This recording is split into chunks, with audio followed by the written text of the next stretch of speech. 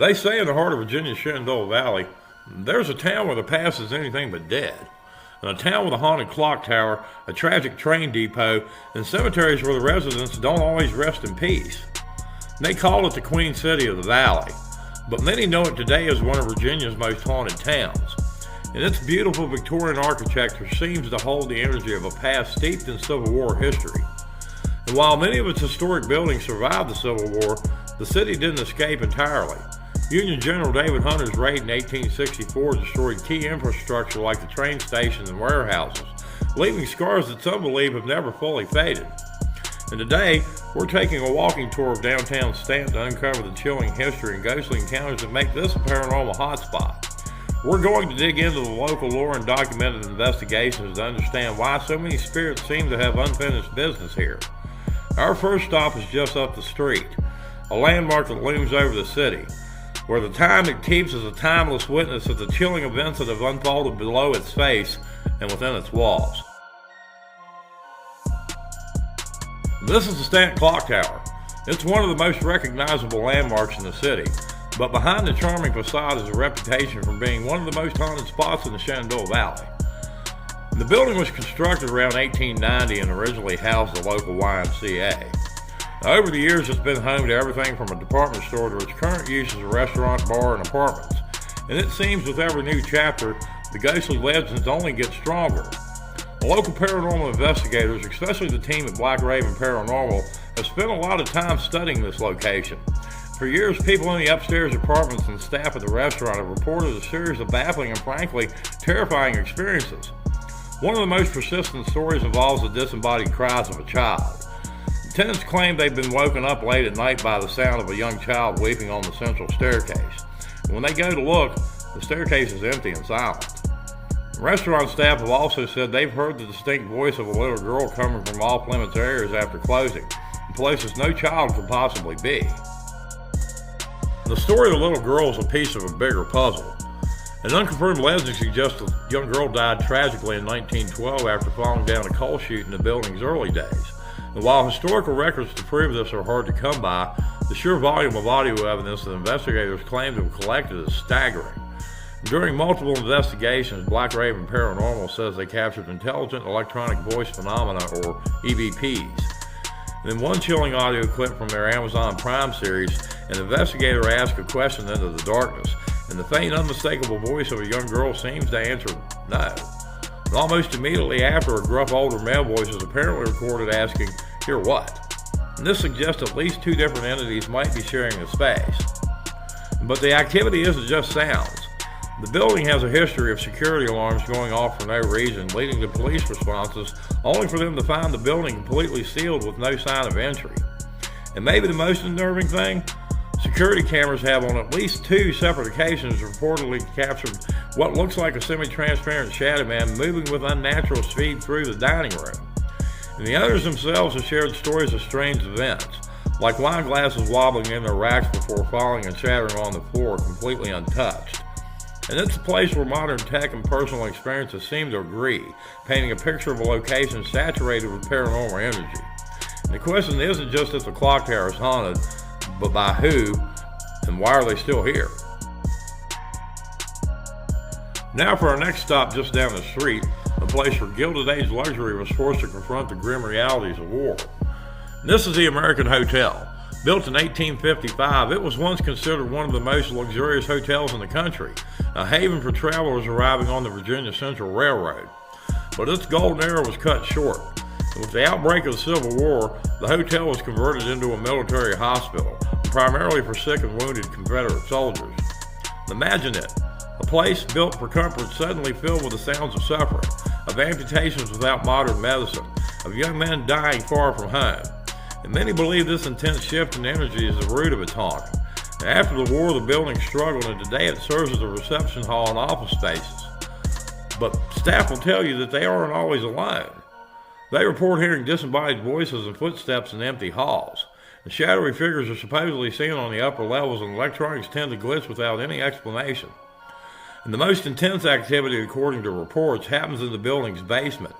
The local tradition holds that during the war, this space was used as the hospital's morgue. Staff and investigators from groups like Ghosts of Staunton have described it as the epicenter of the hotel's paranormal phenomena. And it's down here that the voices of children are sometimes heard, though their connection to the hotel's history isn't clear. It's also where spirit box sessions, a technique using scanning radio frequencies to capture spirit voices, have allegedly produced responses from male ghosts believed to be soldiers who died within these walls. And the American Hotel stands as a monument to its layered past, a place where the echoes of wartime trauma seem to linger, trapped in the very fabric of the building.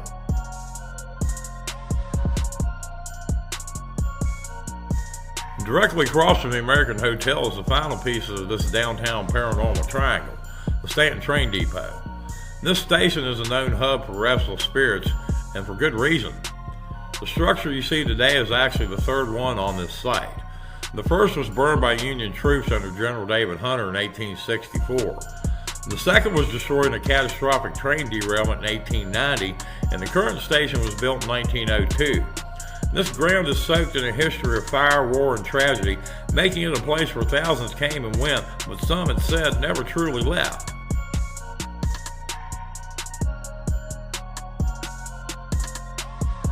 The local lore has identified several spirits believed to haunt the station. The most famous is a 17-year-old opera singer named Myrtle Ruth Knox. And the story goes that in 1890, the Cincinnati-bound express train she was on lost control in the steep grade coming into town and derailed. And legend says Myrtle was the only one killed in the wreck. Now, her spirit is now said to wander the platform, sometimes seen in a white nightgown. Female travelers with long hair have even reported the strange feeling of someone tugging on their hair, an act often blamed on the young singer's ghost. Another prominent figure in the local ghost stories is D.C. McClure, a Confederate soldier from Arkansas. And as the legend goes, in 1861, he was intoxicated, wandered onto the tracks, and was struck and killed by a train. And his apparition is reportedly seen stumbling along the tracks still in his uniform, a residual echo of his final moments. Investigators from Black Raven Paranormal, who have researched this area for years and offer a haunted depot tour, report this might be the most active spot in the entire city. Using spirit boxes, they claim to have captured numerous EVPs and have documented strange lights and shadows moving around the platform. And the depot is a powerful reminder of how a single location could become a focal point for multiple tragedies, creating a potent mix of spiritual energy that continues to make its presence known.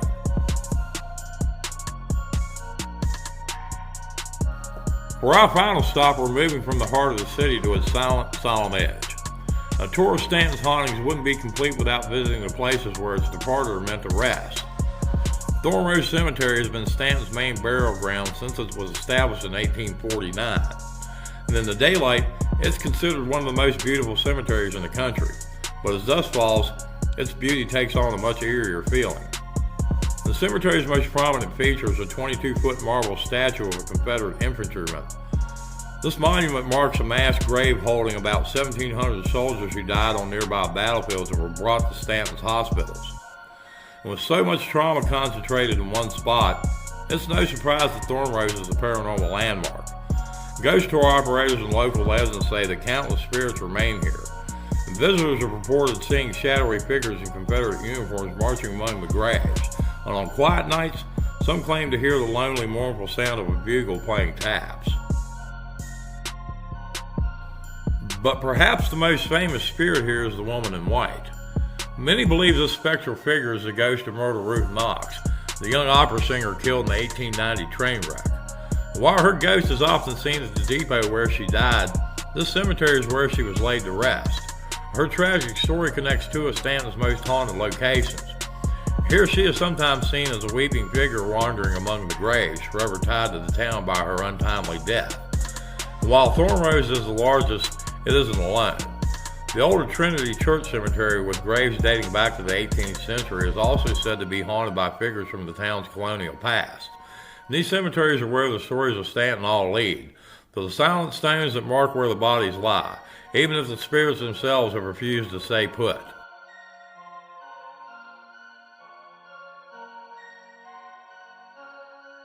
Staunton is a city where history isn't just in the past.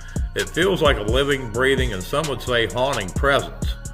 From the phantom cries in the clock tower to the spectral soldiers at the American Hotel, the tragic singer at the train depot, and the restless souls in the cemeteries, these stories are woven into the very fabric of the town.